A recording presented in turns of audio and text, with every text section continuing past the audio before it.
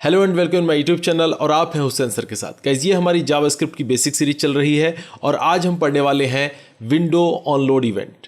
तो गाइस आइए इसको देखते हैं ये कैसे काम करता है, इसका कहाँ यूज़ होता है।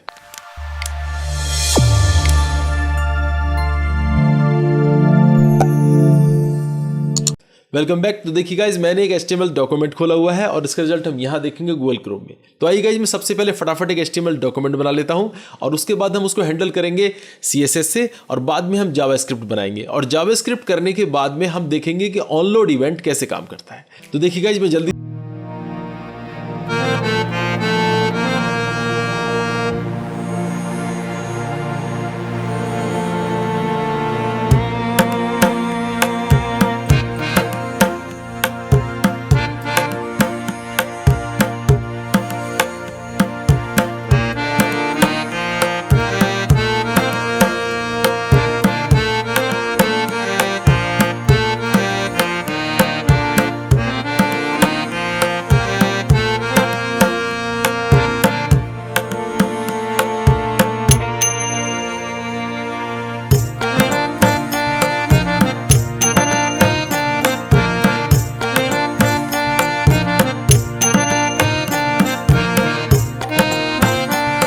तैयार कर ली और इसको हम सेव करते हैं। सेव करके यहाँ रिफ्रेश करते हैं। देखो ये हमारे पास फाइल इस तरह से बन के आ गई।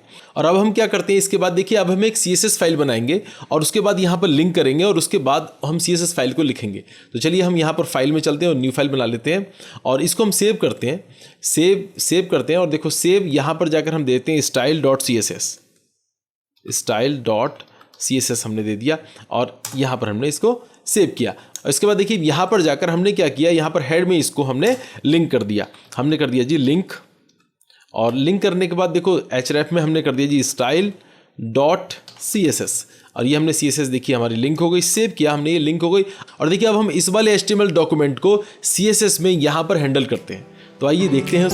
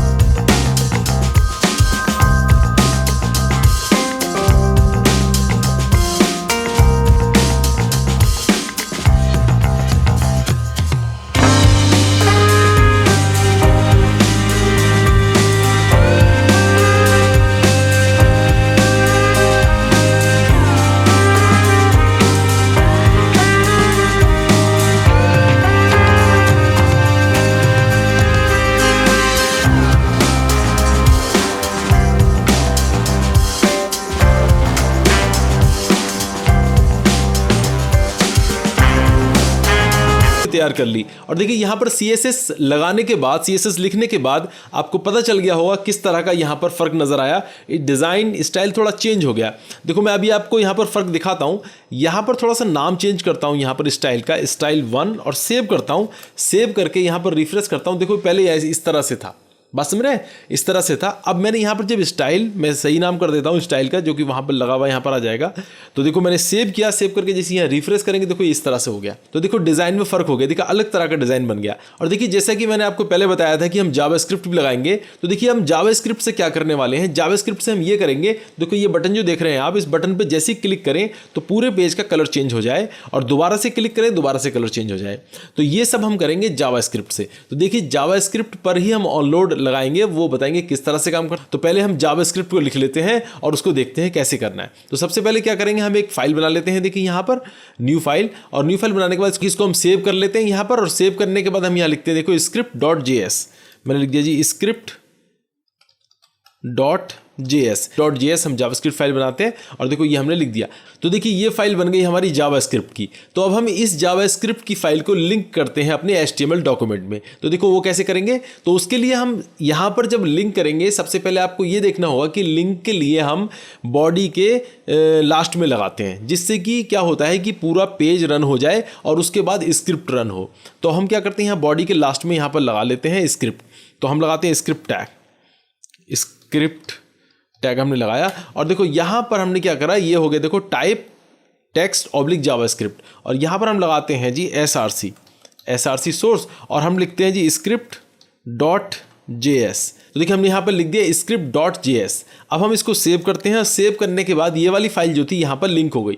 अब हम क्या करते हैं, यहाँ पर इस वाली फाइल में हम जावास्क्रिप्ट लिखते हैं। तो सबसे पहले हम यहाँ एक वेरिएबल बनाते हैं और वेरिएबल का नाम दे देते हैं बॉडी, और बॉडी नाम देने के बाद इक्वल टू लगाते हैं और यहाँ पर लिखते हैं document dot get element bye tag name.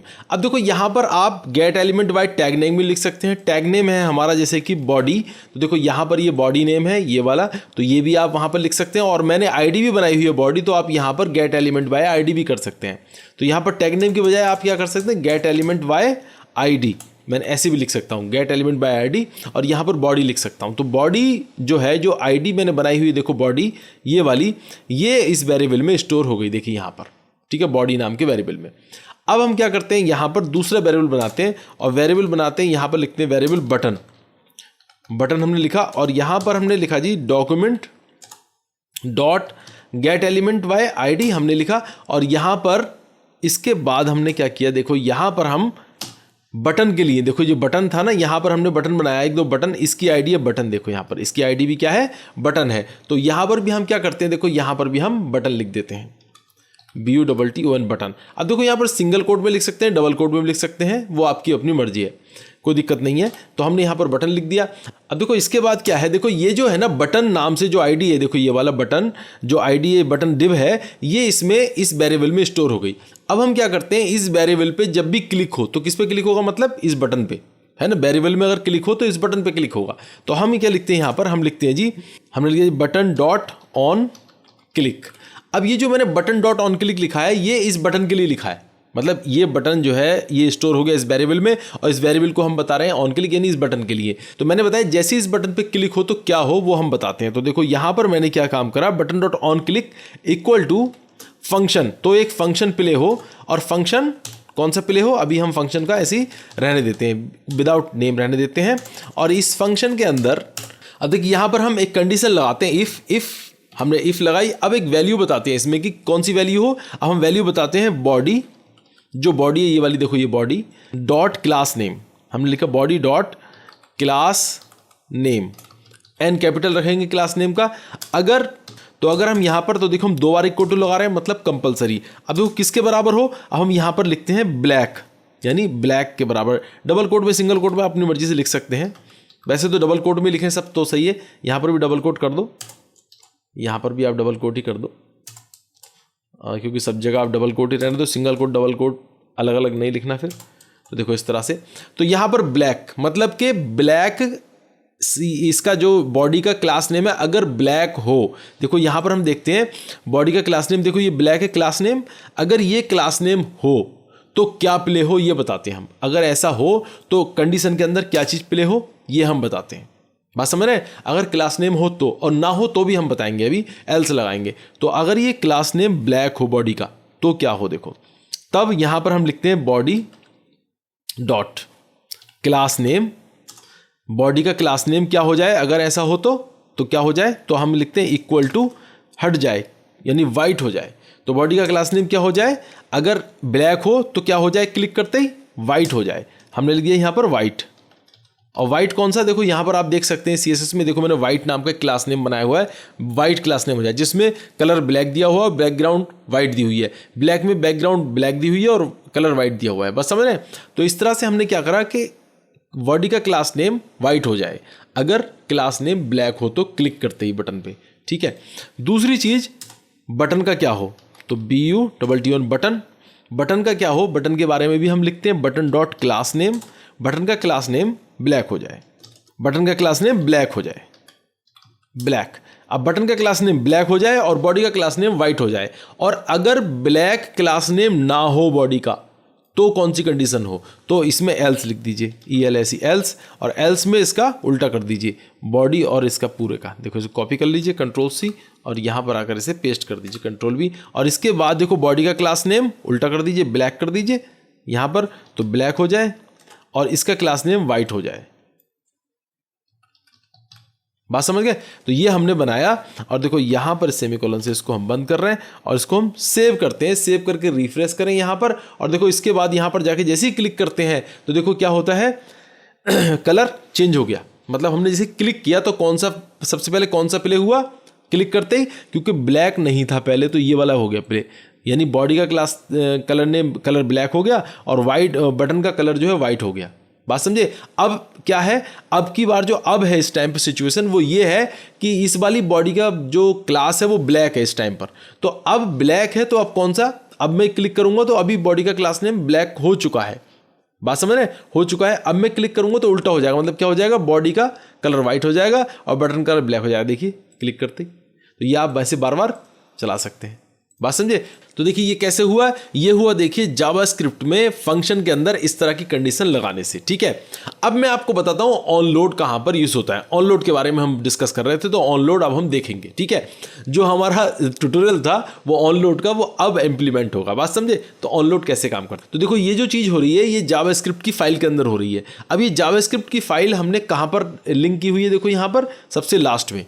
बात समझ रहे हैं, मतलब जब पूरा पेज लोड हो जाए उसके बाद जावास्क्रिप्ट की फाइल लोड हो। अब मैं इस स्क्रिप्ट की फाइल को उठाकर यहाँ से इसको कट कर लेता हूँ और यहाँ पर जाकर हेड में ऊपर जो हेड है इसके अंदर यहाँ पर पेस्ट कर देता हूँ। तो देखिए मैंने यहाँ पर इसको पेस्ट कर दिया। अब हम क्या करते हैं, इसको सेव करते हैं, यहाँ पर रिफ्रेश करते हैं और अब हम इसको चलाते हैं। देखो ये अब ये देखो नहीं चल रहा।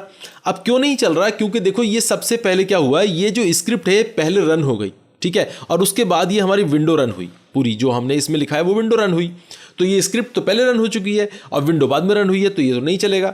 अब हम क्या करते हैं, अब हमारा जो मैं जो बता रहा था ऑनलोड वाला सिस्टम, वो अब हम देखते हैं कि अब हम इसको ये बताना चाहते हैं, स्क्रिप्ट वाले ये जो स्क्रिप्ट है script.js, इसको हम ये बताना चाहते हैं कि भाई पहले विंडो को लोड हो जाने दो और उसके बाद ये स्क्रिप्ट रन हो।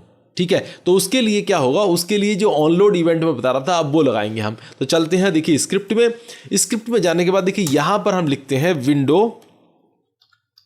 Window dot on load.